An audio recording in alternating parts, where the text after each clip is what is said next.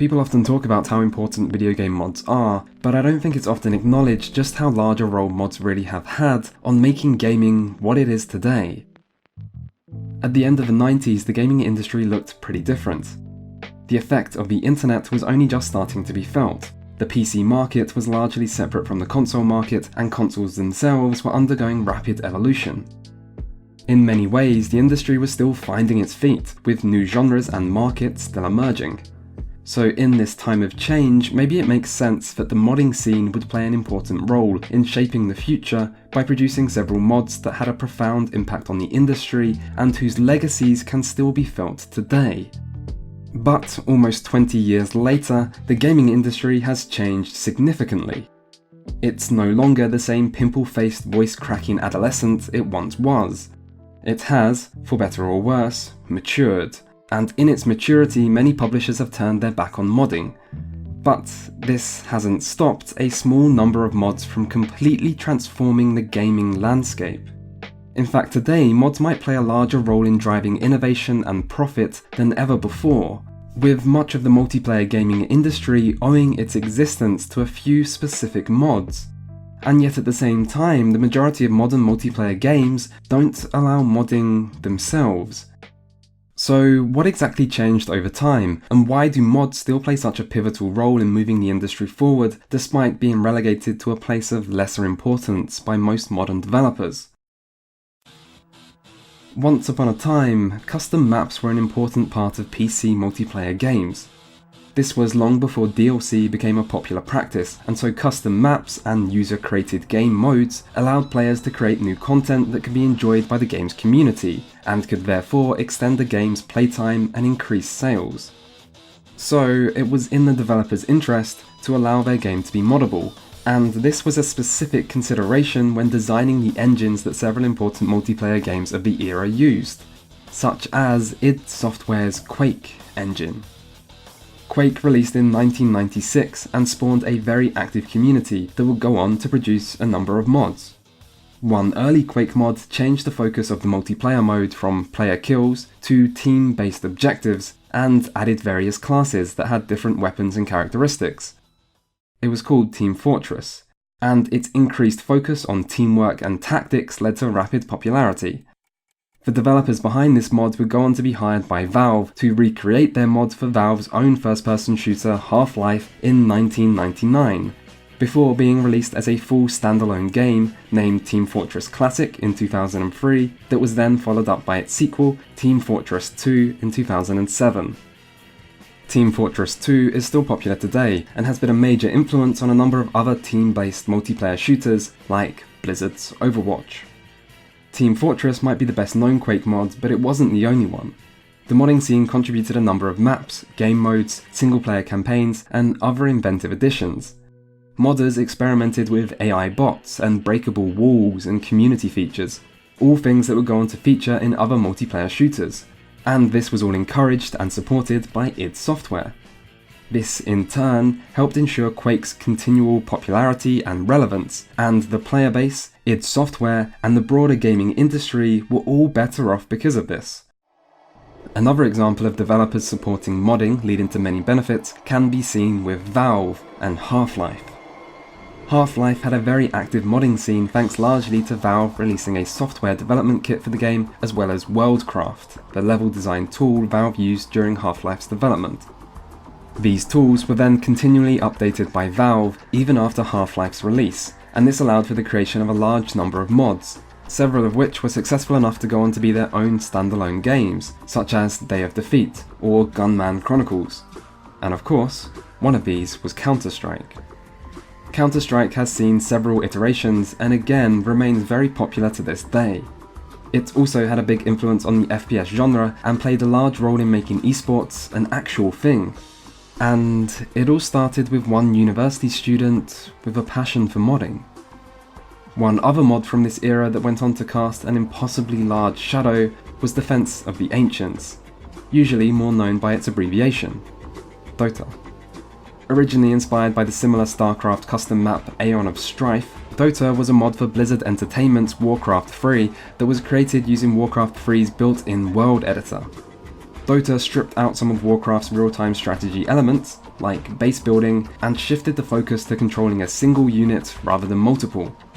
Dota's development and rise to popularity was more gradual than the other two games previously mentioned, and since its initial creation, it went through multiple versions with several different community members taking charge of the project as time went on. Dota was very much a community effort. Its official forums were integral to its growth, and allowed users to make suggestions for new heroes or items that could be added, as well as creating artwork for icons or writing hero descriptions. Many developers utilize player feedback, but rarely is the process as direct or involved, and rarely is the distinction between developer and player base so blurred.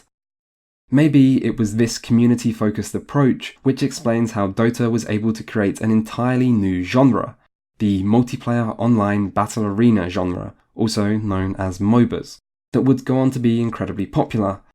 And it really did become incredibly popular. Riots Games was formed in 2006 with the goal of creating their own multiplayer game that would, like Dota, also be community focused. They hired one of the previous developers who had been in charge of Dota All-Stars, and by the end of 2009, League of Legends was released. And it went on to be the biggest video game in the world. And this is a game not even released on the largest gaming market out there, consoles. Yet it still became the most profitable game in existence, and it held that title for a number of years, until something else came along that we'll get to later. League of Legends wasn't the only MOBA to gain popularity, but it was the most important. It took the gaming industry by storm, with many big-name publishers, including EA, Blizzard, Warner Bros. And Epic Games, attempting to replicate its success with their own titles. And this would never have happened without the original Defense of the Ancients Warcraft mod. What's so remarkable about the rise of MOBAs is no one could have predicted this level of success. If they could, we would have seen a lot more MOBAs a lot sooner. But instead, Dota existed as a popular but niche multiplayer game for years, with no major publisher giving it the slightest attention, even as it continued to grow in popularity in the esports scene. Even Riot Games was only focused on the basis that they might be able to make a successful game and wanted to try, not on the assumption that they would go on to make the most successful game in history. On paper, Dota didn't look like it could ever be a major hit. Its mechanics were confusing to explain, and its gameplay was punishing to new players. It was ugly to look at, and it came from a genre that was falling in popularity.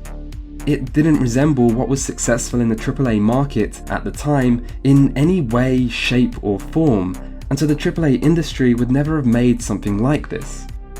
And even if they did, it would still have struggled to become what it is without the intensive process of community feedback that facilitated its slow evolution, which was only possible because it could tap into the pre-existing community surrounding Warcraft 3. Dota and MOBAs couldn't have existed any other way, and yet they were able to do something remarkable. They were able to give players something they wanted, but which nobody knew they wanted. And this isn't the only time mods were able to do this. All three examples so far were created a long time ago, back when multiplayer games and modding went hand in hand, but that isn't the case anymore. Now, multiplayer games are usually instead far divorced from modding.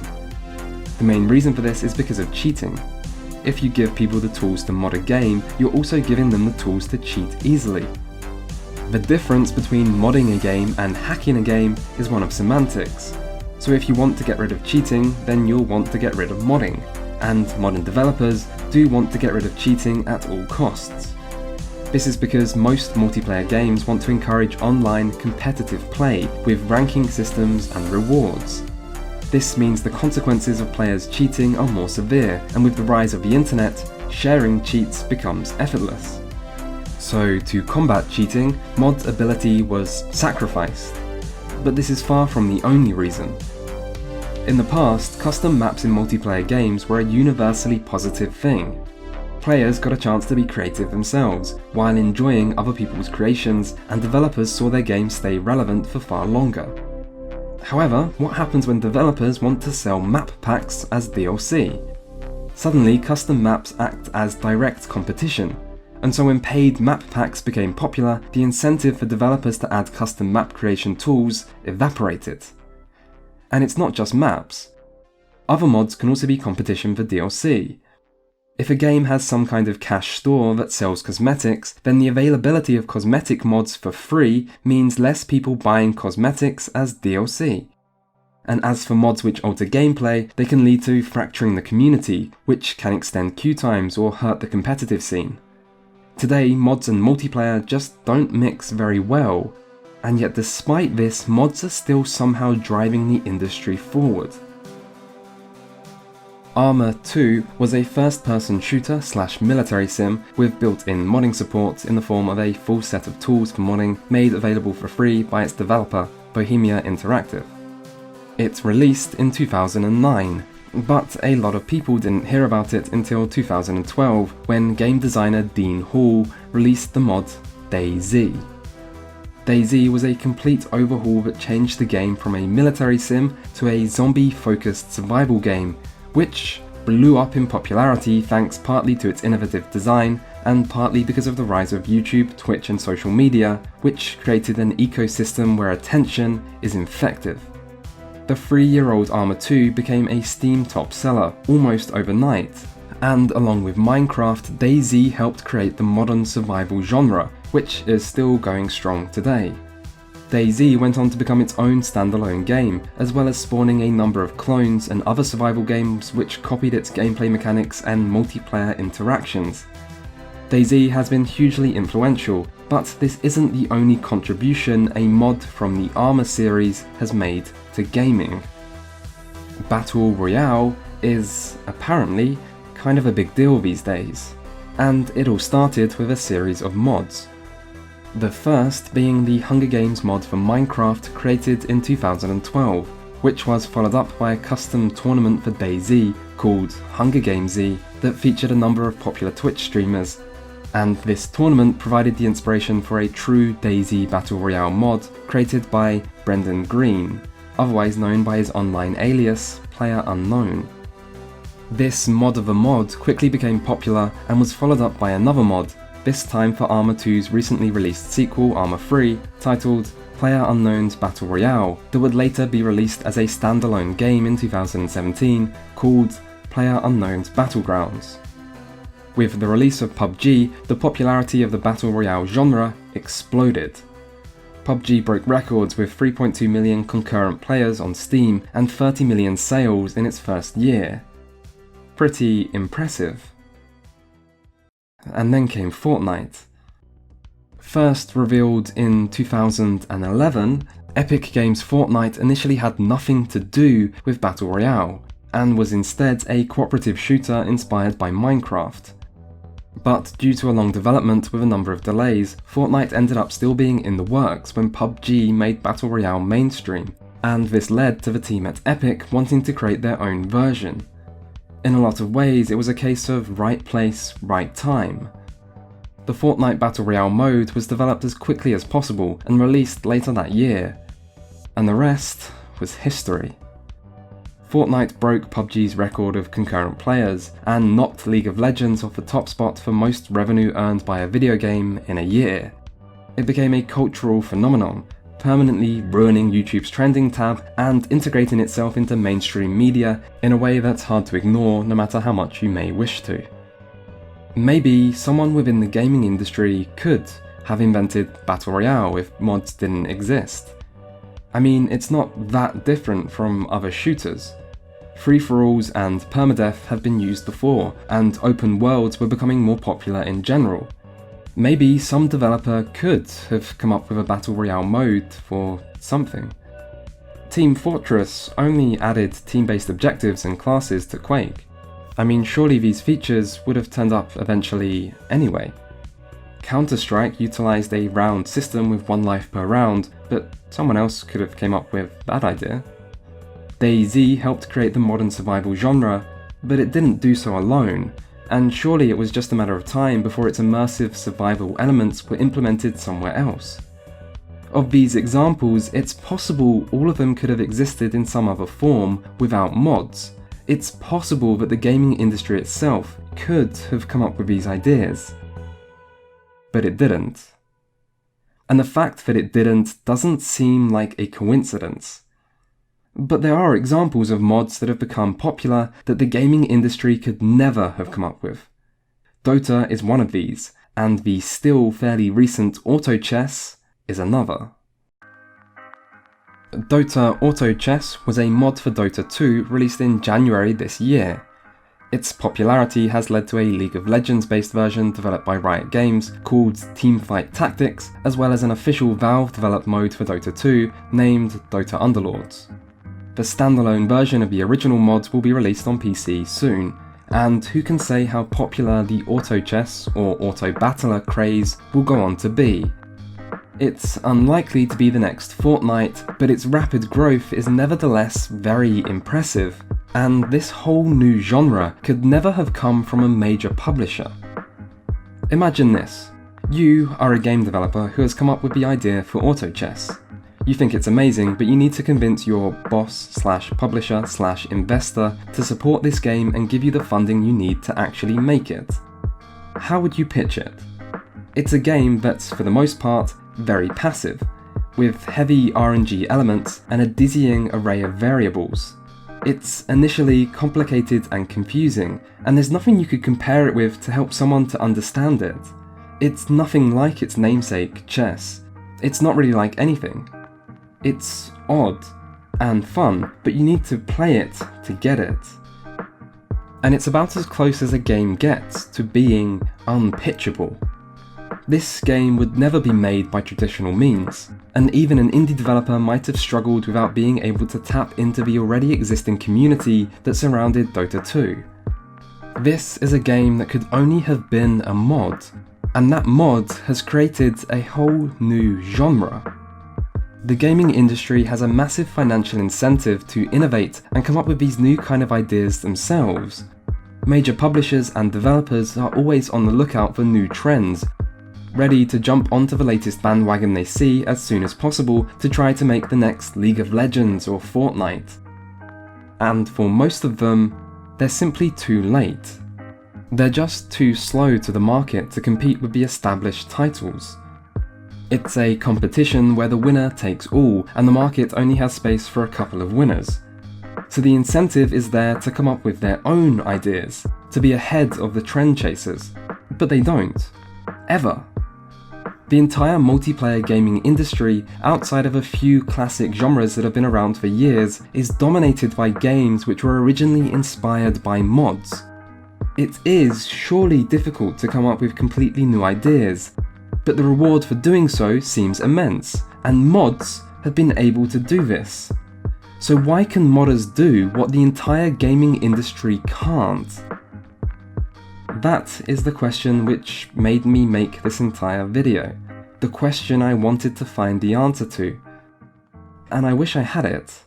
But in truth, all I can do is guess. So here's my best hypothesis. Creating games is expensive, with failure a very real possibility, and therefore gaming publishers and developers are going to be risk averse.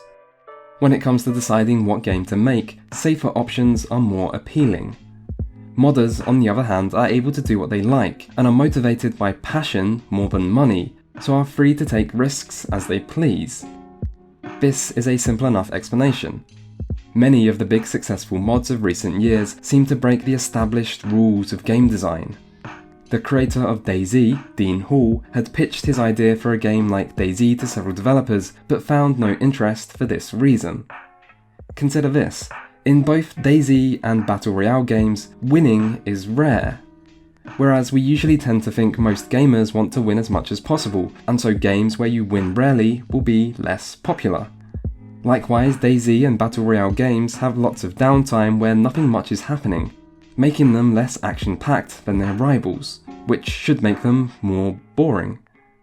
They also feature elements of RNG and luck, as well as being very punishing when it comes to mistakes, which should make them more frustrating.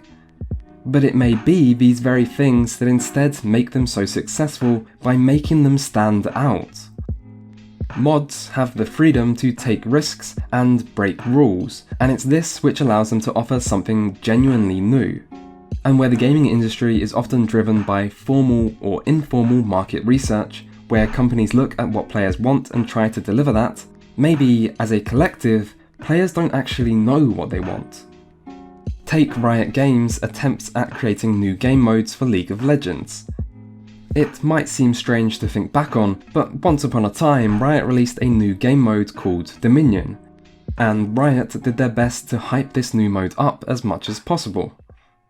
We've been working on Dominion for a very long period of time, well over a year, and we've done a lot of research and development and iterated on the gameplay for thousands and thousands and thousands of hours, really polishing the experience because it's totally innovative and really different for our genre, so we're really excited for players to get their hands on it. Dominion was Riot's attempt at making something fresh and innovative that would give players exactly what they wanted. It was designed to be faster paced than the base game, with a shorter match duration and more constant action, but still with a tactical complexity and focus on teamwork that made MOBAs a success in the first place. This new mode had a lot of positive pre-release press coverage. Riot and the game's media were excited for Dominion. They thought it would be a success. Just look at this IGN article, which described it as more exciting than a roller coaster built on top of a giant roller coaster car that is actively moving on another roller coaster on fire. And with press coverage with such great writing as that, how could it fail? But it did. It turned out few people liked it, almost no one played it, and a few years after its release, it was completely removed from the game. Riot tried to give players what they wanted by giving them more of what they liked, and they spent a lot of time developing this mode, but it was a complete failure. However, another mode added to League of Legends ended up being very successful. This mode was All Random, All Mid, also known as ARAM. It was a casual focused mode where you're given a random hero and everyone is dumped in a single lane with generally simplified gameplay. If you ask League of Legends players what big new mode they'd like, very few would have said something casual, simple, and with a large focus on RNG. But it turns out that's what many people actually wanted. ARAM seemed to complement the more serious base game by offering some light-hearted fun, and despite being developed far more quickly than Dominion, it ended up being a far more popular mode that is still played today. ARAM wasn't developed by market research. It was simply an informal user-created mode some people started to play in custom games that grew in popularity, thanks probably to Twitch streamers. Market research can tell you a lot, but finding out what new things people want isn't necessarily one of them, because people don't always know what they want until they see it. But mods aren't designed around what someone thinks other people want, they're designed around what the modder wants. When Min Lee, the main creator of Counter-Strike, was asked why he thought his mod had become so popular, he said he didn't know, and that he just tried to create something he wanted to play. Brendan PlayerUnknownGreen and Dayz's creator Dean Hall have said something similar, that they designed the game that they themselves wanted to play with little consideration to what other people like. Another similarity might be where mod creators take their inspiration from. Dean Hall described the inspiration for Dayz as coming from his military jungle training while he was a soldier in the New Zealand Army. The original Hunger Game mods for Minecraft was inspired by the film/book it was named after, and featured a stockpile in the middle for players to fight over. Brendan Green took inspiration from the actual film, Battle Royale, by removing this stockpile and instead adding a shrinking safe zone as a way to drive action. Drodo Studios, the developer behind the Dota Auto Chess mod, said their main inspiration was the popular Chinese game of Mahjong. These examples may not sound very similar, but they all have something in common. They're all not video games. Game developers, on the other hand, might take narrative inspiration from a range of sources, but when asked about gameplay or mechanical inspiration, they nearly always list other games. They want to make a game like their favourite game, but with a fresh twist or some clever improvements. And that makes sense, because if you think about what game you want to make, you'll probably think about other games. So, maybe modders have a different mindset to actual game developers.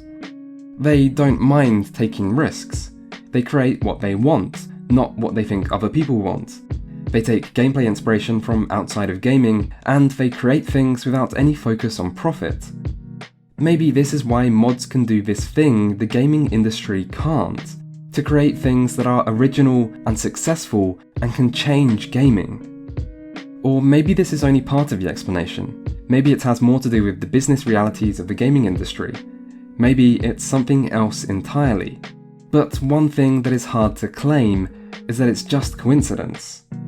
So many of the biggest games of recent years have either been mods or have been directly inspired by mods, despite the fact that the modding scene in multiplayer games has almost vanished. The gaming industry wouldn't be what it is today without mods. It wouldn't be growing, at least not to the extent it has been. Companies like Riot and Epic Games, and many, many others, owe a debt to mods. Their games, their successes, wouldn't have been made possible without mods. But almost none of these same companies make any effort to repay this debt. Almost none of the modern games that came from mods allow modding themselves. Even Valve, who is as close to a protagonist as you will find in the grand story of video game modding, even Valve doesn't offer the support it used to. So where will the new innovative multiplayer games of the future come from? Maybe you don't care about MOBAs. You're sick of hearing about Fortnite, you wish survival games would go away, and you have no interest in trying out auto chess. Maybe none of the games mentioned in this video mean that much to you. But who says there isn't some new game or genre out there, nestled inside someone's brain, just waiting to be made, that would appeal to you, and that you won't ever get to play? The gaming industry has benefited immensely from mods. Usually when people talk about the importance of modding, they focus on single-player games, and people aren't wrong in doing this. The modding scenes for Skyrim or Grand Theft Auto have contributed a hell of a lot. The value of simple mods like DS Fix for the PC port of Dark Souls, which allowed users to change their resolution from the native 720p, was immense. Modding of single-player games is great, and hopefully it will continue in the future. But we shouldn't turn a blind eye to the staggering impact a small number of mods have had on the entire multiplayer gaming industry, both in terms of creating revenue and growth for gaming companies and providing enjoyment for the people that play these games. Mods for multiplayer games truly matter. Yet, despite this, mod support for multiplayer games is rapidly dying out, and there might not be anything that can be done to change this. This video isn't meant to be some kind of call for action. You can send an angry letter to Riot or Epic asking for mod support if you want, but it won't alter anything. There are real reasons modern multiplayer games turned away from mods, and that doesn't seem like it will change. But even if we can't change anything, we should still acknowledge it. We should still acknowledge the importance of mods, how they changed gaming forever, and how the future of gaming might be a lot less interesting without them.